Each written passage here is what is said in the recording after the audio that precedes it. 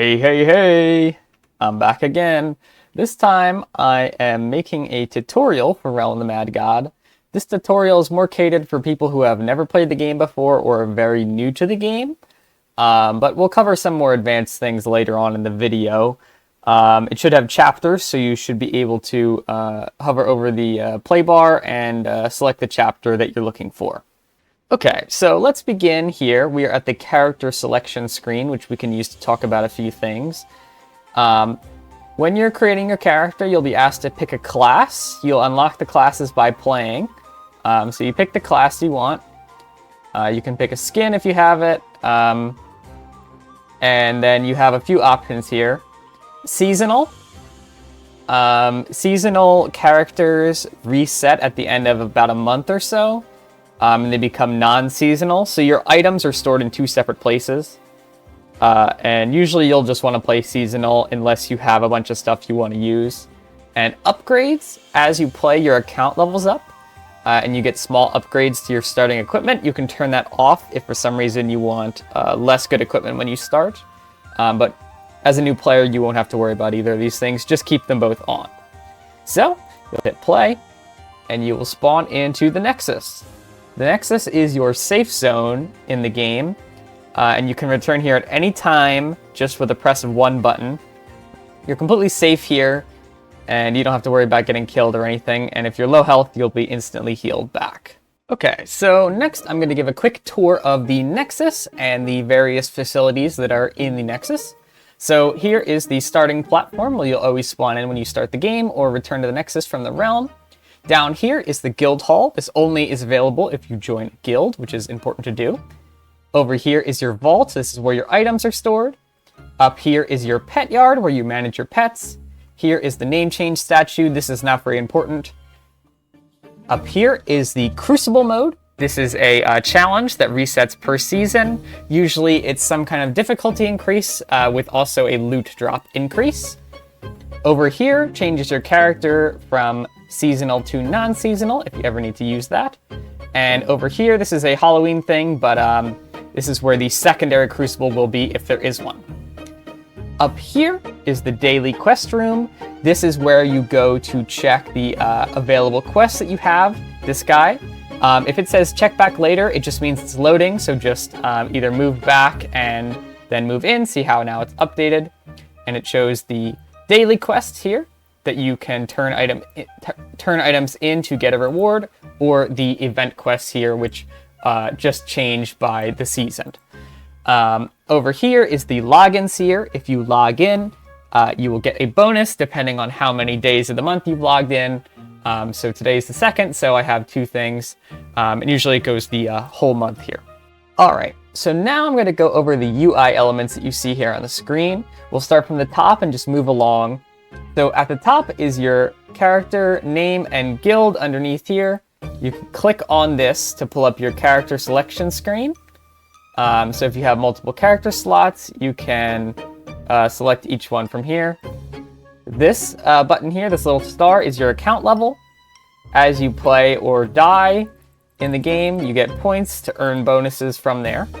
Here is a customizing screen. You don't have to really worry about this as a new player.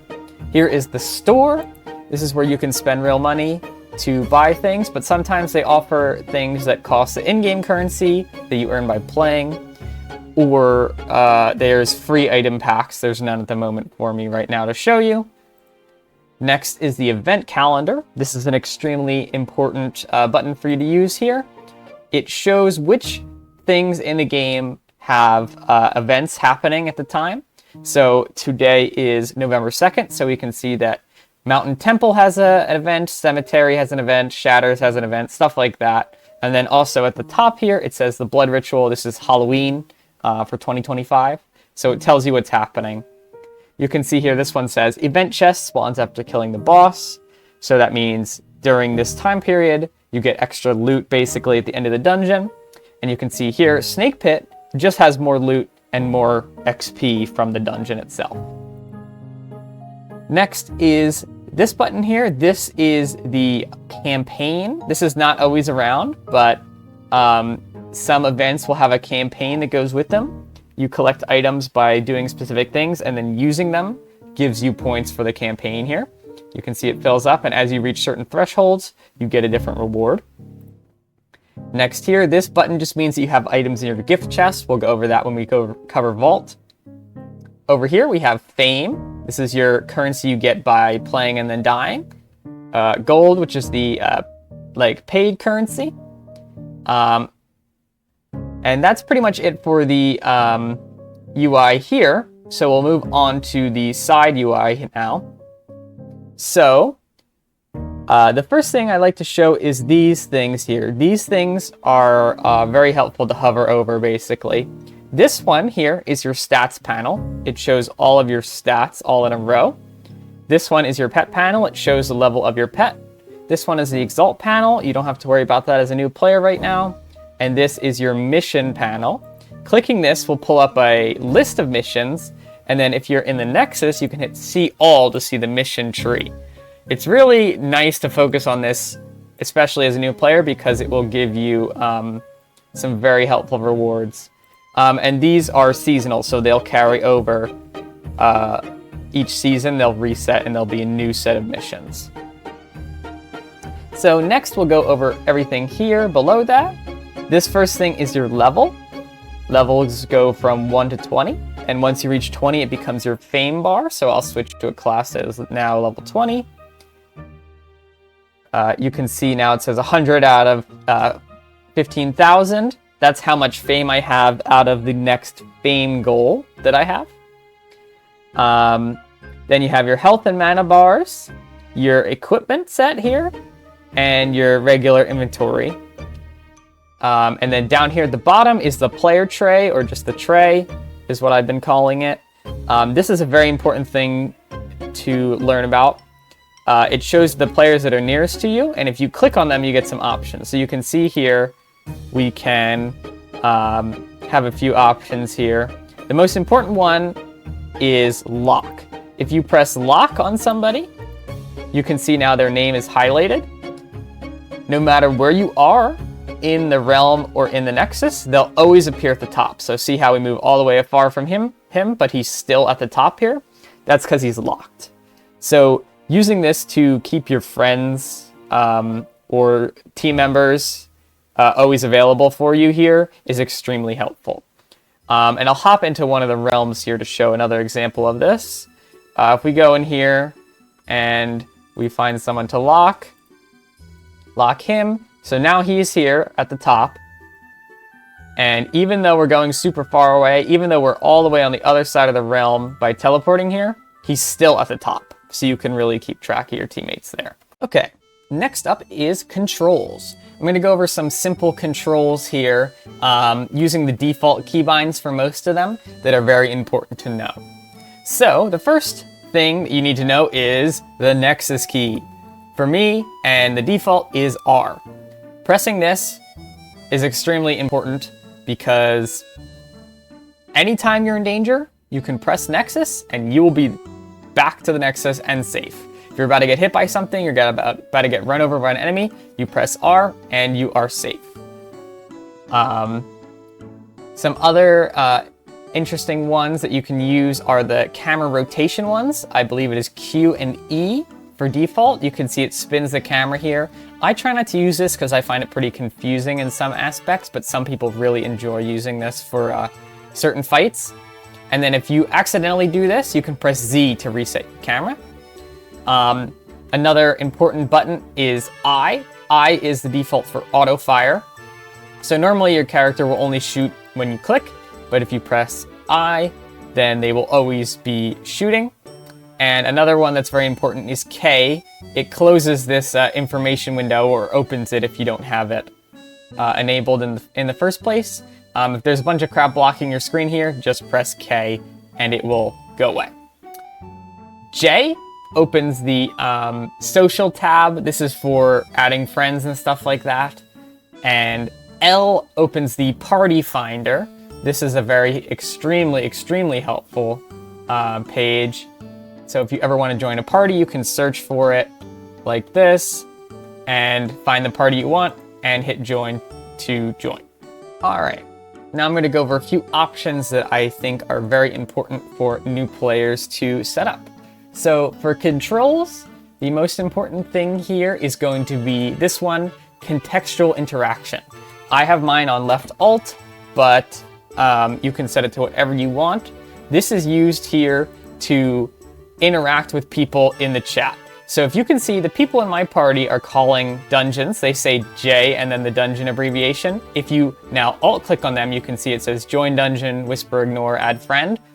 Using this, you can join dungeons or teleport to people who have called dungeons very easily in the realm. So it'll take a second to load, and then I'll get into the dungeon that they've called. All right, so some other important options in the settings here are going to be in gameplay. This one, I would recommend enabling opacity here.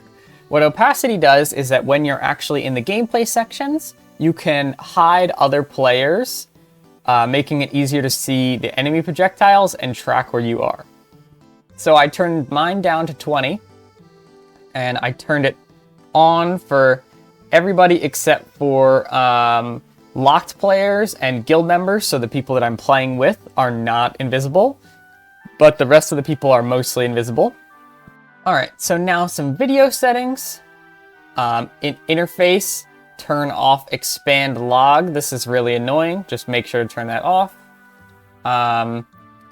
Then you're going to want to do, in terms of quality, I turn off ally shoot to hide all, and ally summons to hide or to off. That way, again, your screen is more clear and you don't see a bunch of stuff that gets in the way of seeing the boss or the enemies that can damage you. I also like to turn off AoE particles, player hit particles, and enemy particles. All this stuff just makes it easier to see. And that's pretty much it for the video settings here. Okay, next we're going to be going over inventory. So your inventory has a few important things here. First thing is your weapon slot here. No matter what class you are, your weapon will always go in this slot. Your second slot is your ability slot. Some classes share weapons and armor, but no classes share ability. They all have their own unique ability. Then your armor slot, same thing for weapons. Certain classes share armor, but not everything. And then ring slot. All classes can wear the same rings no matter what. Down here we have our inventory. This is just holds items, so you can put any item in these slots here. And then finally here at the bottom are your consumable slots. You can hold different potions or anything here. If you see it says quick slot stack limit 6, that's how many you can hold in these two things. Okay, next we're going to be going over stats. If we pull up our attributes panel here, you can see that there's 6 stats here, and then your health and mana stats. So attack, the first stat here just is how much damage each of your bullets do. Defense is how much damage is reduced when enemies hit you. Speed is how fast you move. Dexterity is how fast you attack. Vitality is how fast you recover health. And wisdom is how fast you recover mana. Health and mana are pretty self-explanatory. They just are how much of those things that you have of each. Okay, so now I'll talk about game objectives.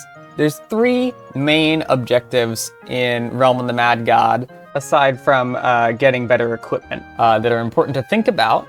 The first one is your character level. It goes from 1 to 20. This is the easiest objective to meet. Basically, you just go out in the realm and fight enemies or go into dungeons until you reach level 20. The next objective is to max all of your 8 stats. You drink potions that increase your stats permanently for this character that lasts until they die. And you have to drink as many as your character can for each stat. So if we hover over our stat panel here, you will see that under attack it says 68. That is how much total attack we have. But then the next number, 5, that's how many potions we have to drink to max. The numbers that are in yellow are maxed already. So I've already drank enough defense potions and all the other ones basically to get them all maxed. And you get these potions by doing dungeons or fighting the overworld realm enemies and hopefully getting them to drop. The final main objective, and definitely the hardest one, is doing something called exalting. So this panel here shows our exaltations. Basically how it works is that when your character is 8 out of 8 stats maxed, when you complete a certain dungeon per stat, it grants you a point or 2 points depending on the dungeon. And when you reach certain thresholds of points, you gain a permanent stat. So if we go back to our stat panel here, the blue numbers that are shown here are the bonus exalt stats that you get from doing those dungeons. So if we see here, it says 2 out of 5 attack from doing Spectral Penitentiary. So on the Archer class, I've done 15 or so Spectral Penitentiary, and that means my attack is increased permanently by 2. The things with exalts are that they last for every single character of that class. So if you have an archer that you exalt, your archers in the future will always have that stat bonus. Alright, so now I'm going to be talking about pets. Pets are one of the most important aspects in Realm because they are a form of permanent progression for all of your characters. So, the way you get pets in the game is by collecting these pet eggs. They come in different categories depending on which family the pet is from. Don't worry too much about that in the beginning. It only becomes a little bit important later. So when you use it, it will hatch and you will get some kind of pet. Here we got this thing, and you hit send to yard. Your pets will then wander around the yard, and if you want to bring it with you, you just hover over it and hit follow. Pets can have up to 3 abilities. And they unlock as you level them up. So we'll go over that now. Talk to this guy with the shovel in your pet yard to manage your pets. It pulls up a big whole list here of every pet that you have. Basically, what the information here is telling you is the abilities and their level. So if we go over to this guy, which we just got, you can see it has Magic Heal level 1 out of 3, but the other 2 abilities are not unlocked. The pet abilities unlock as you level them up and then fuse them together. There's better guides out there on how that works, so I'm not going to go over it in too much detail here. But basically, the main idea is that you want a pet that has something like this one. Heal and then Magic Heal in that order. But having Magic Heal first is fine. But just having these 2 things on your pet are the most important parts of having one that will be good for the rest of the game. You increase the level of your pet's abilities by feeding them items. You want to usually use items with high feed power, so this potion here only has 5 feed power, which is pretty bad, so we're not going to use that. But if we hover over something like this bow, it says 950 feed power at the bottom. That's considered very good. So feeding stuff like that to your pets is a good way to level them up quickly. In order to actually feed items to your pet, basically you need to spend the currency you get by dying in the game, which is fame. Fame is just governed by how much XP you get while you're alive, and also certain objectives you do, like clearing dungeons or defeating a certain amount of enemies in a specific type, or maxing your stats and drinking potions. So you can see here, just by maxing stats, we get a lot of fame bonuses when we'll die on this character. One final thing about the pets is when you do get a good one, like this one I have, you can go into your pet terminal, talk to the guy in your pet yard and click this star. This favorite button will make it so that any character you create will bring this specific pet with it every time. You don't have to go into your pet yard and select it for every new character that you create. Alright, so now I'm going to go over how to actually get into the game once you've started. So I'm going to go onto our bard here that we've just created. So when you first start, you will spawn here in the Nexus. It may look different depending on what time of year it is, but you're just going to move upward here, and you can see that in this kind of lobby area, there's these cave entrances. These are the different realms that you can join, and it's a 17 out of 85, and this one's like 27 out of 85. That's how many people are about in here. So you go in, and then you will spawn in the overworld. So the way the overworld works is, if we go to our minimap and scroll wheel to zoom out, you can see that there are these triangles. These are the biome markers in the overworld. So the very light colored ones are the easiest ones. The kind of slightly darker ones are the hardest ones. Sorry, not hardest, the medium ones. And then these dark blue ones are the hardest ones. And you can see they kind of move upward as they get more difficult. And these are teleport points. So you can click on them and teleport. See, now we're at the other beach. You're also able to teleport to any other player, which are the yellow dots on the map. Then if you see these kind of purple skull icons, these are the overworld bosses. So if you see players near them like this, we can teleport there, and look, now we're at the overworld boss. When you first start, it's a good idea to stay closer to these starting beacons, and then move your character up along here as you level up. And once you reach about level 10, you can go to these kind of darker blue ones, and then when you're around like 15 or 20, you can go to these very dark blue ones. Next, we'll go over how to go into dungeons. Dungeons are dropped by the enemies in the overworld here. So if we go along, and here's a pirate guy, if we beat him, he should drop a pirate cave. This is a dungeon here. When you go into a dungeon, you're taken into a separate instance from the overworld. And in order to get back, you have to beat the boss of the dungeon, and that's also who you get the majority of the rewards for them. If you ever are in a dungeon you don't want to do, you can go back into this portal of cowardice, and it will spit you back out into the realm. Alright, so now I'd like to talk about a few gameplay strategies on how to progress the game. So let's say now you have got your character to level 20, and you want to start getting stat potions to max. So the most common strategies are to go into a realm. Normally you'd like to go into a populated realm, and fight enemies until you get the dungeon you're looking for and clear it to get a stat potion and increase your stats. Or you can wait for somebody to call the dungeons.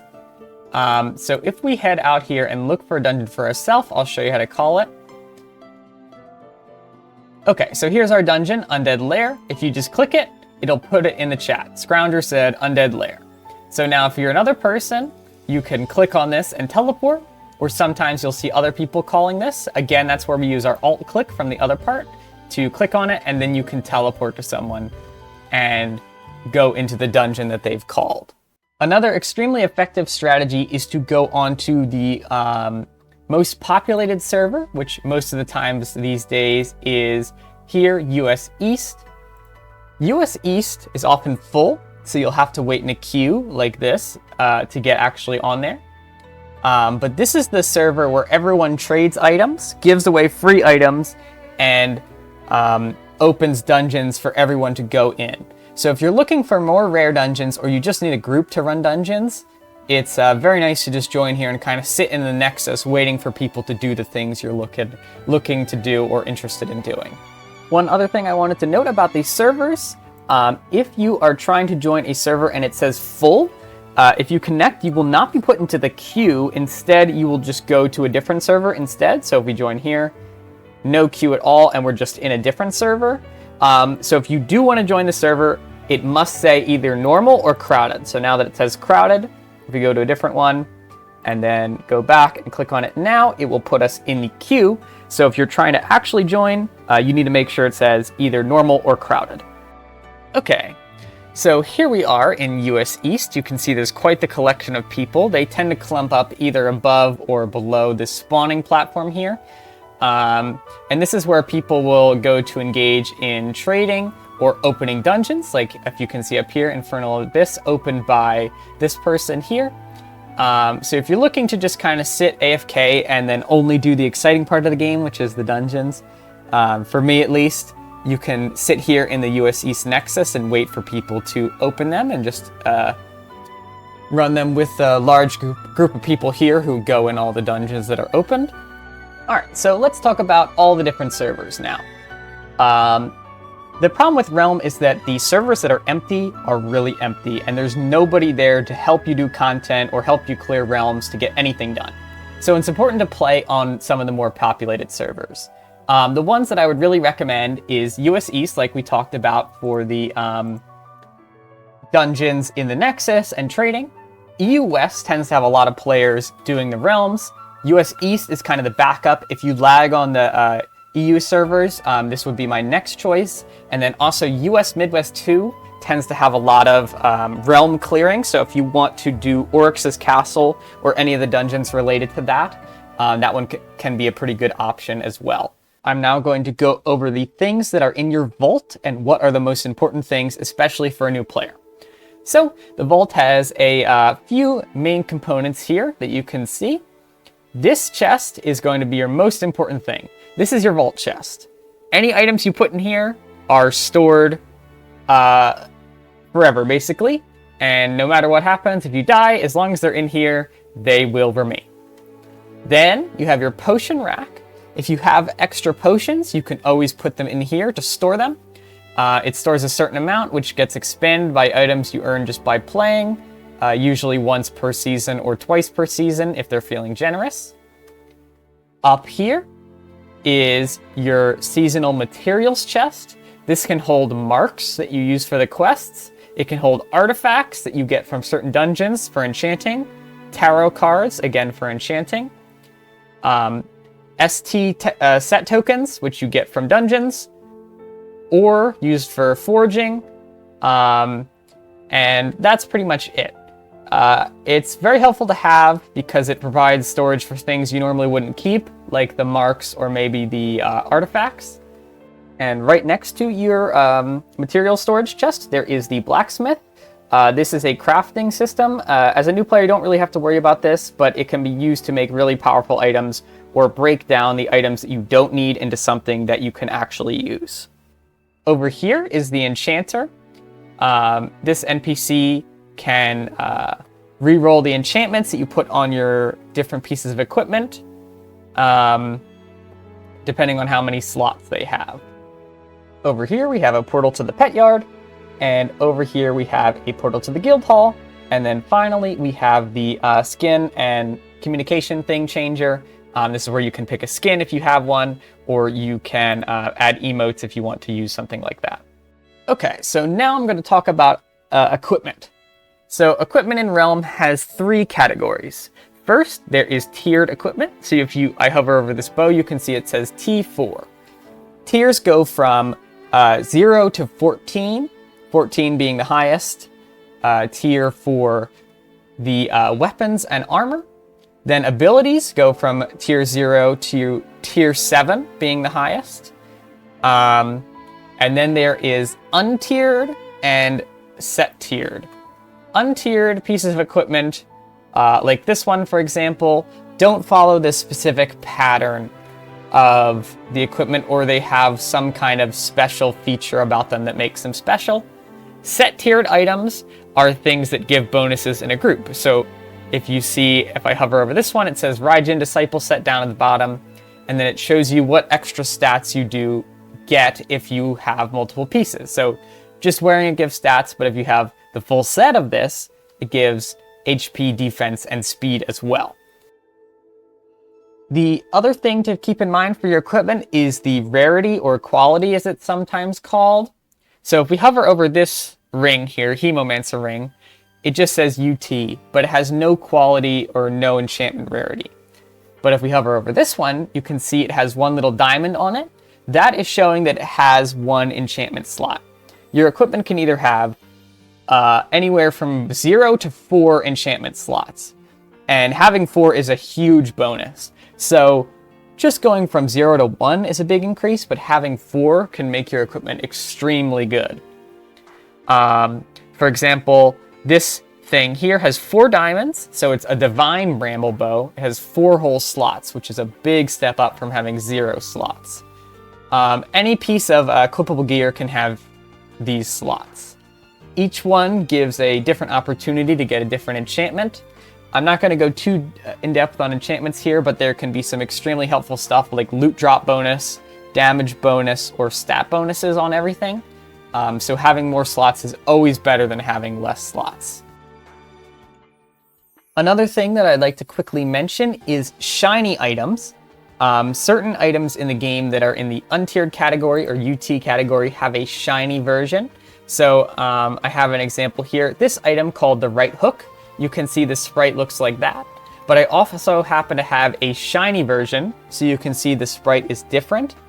There isn't really any gameplay difference between the two, except for the fact that shinies look different, and certain ones will have different projectile textures as well.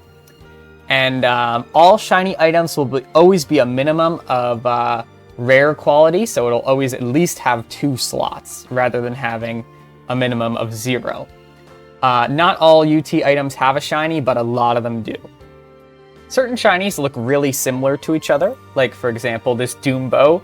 There's barely any difference in the sprite, but all shinies will have that little sparkle icon in the top corner there, so you can tell even if the sprites look really similar like these two. An extra note about equipment here, certain pieces of equipment are either considered soulbound or not soulbound. Soulbound means that you're not able to trade the item with other players. So for an example, if we hover over some of the stuff in my vault here, this sword here, Ancient Stone Sword, see how underneath damage it says soulbound? That means that you cannot trade it with other players. But then if we hover over something like this, it does not say soulbound, so that means you can trade it with other players. Trading goes up to tier 13 for weapons and armor, and tier 6 for abilities and rings. Most stat potions are tradable, but other kinds of potions and consumable items like clovers or candies are not tradable. Alright, so now I'd like to go over a little bit about seasonal characters versus non-seasonal characters. So the difference is between seasonal and non-seasonal usually are in the missions that you can do. Certain missions are only available to seasonal characters. So if we go here, you can see these missions marked with S are for seasonal characters only. So if you're using a non-seasonal character, you can't even complete these ones. The other main benefit is that you can get those shiny items we were talking about. Only seasonal characters can get shiny items to drop. Non-seasonal characters can never get them. The other main difference is that your vault is split between seasonal and non-seasonal. So if we go in on this character, which is seasonal, you can see that this vault has these things in there. But if we switch to a non-seasonal character that I have, you can see that my vault has different items in it now and is much bigger. At the end of the season, all your items will be transferred into a storage place that you can then move them to your non-seasonal vault. The other thing with the seasonal characters is that they reset every month or so. So if you see here, this battle pass has 15 days remaining. That is the time left for this specific season. Alright, so I just wanted to go over a few of the miscellaneous commands you can enter in the chat that are kind of helpful to use. The most important one is that if you're in the realm, you can't open the event calendar window like you can in the Nexus or your vault or anything, but you can type /event. And this will pop up a little thing over here that shows you all the dungeons that have some kind of event feature going on. Another one that's helpful is if you happen to be in a party and switching realms a lot and you get mixed up on what server you're in, you can type /server and it will show the server that you're in. So it says USEast 2 Nexus. And another helpful command is /c. It shows you how many classes of each type are in your current instance. So since we're in the vault and there's only one person, which is me, it just says Archer 1. But if we go to the Nexus here and type /c, you can see all of the different classes that are in this group with us here. Some helpful commands for chatting are the /p command. This is for party chat. And The /G command is for guild chat. You just type this before your message, and it will go into that category. All right, so the last thing I'd like to mention for this guide here is some of the external resources that you can use for playing Realm. The main one is called Realmeye. Realmeye is the wiki, and it's also like the player database, so you can get statistics about certain players or guilds or anything like that. The links to that will be in the description. And the other thing is the Discords. Discords, for better or worse, end up being a large part of the Realm gameplay. For most of the endgame content, if you eventually want to do some of the harder dungeons or just want an easier time finding any dungeon, Discords play a big part. The two that I use the most are Shiny Hunters and Lost Halls, so I'll put links to those in the description. Anyone who's watching, if you guys have any questions about Realm or anything, you can ask them in the comments and I'll do my best to answer them. Thanks for watching, and I hope you have a good time playing.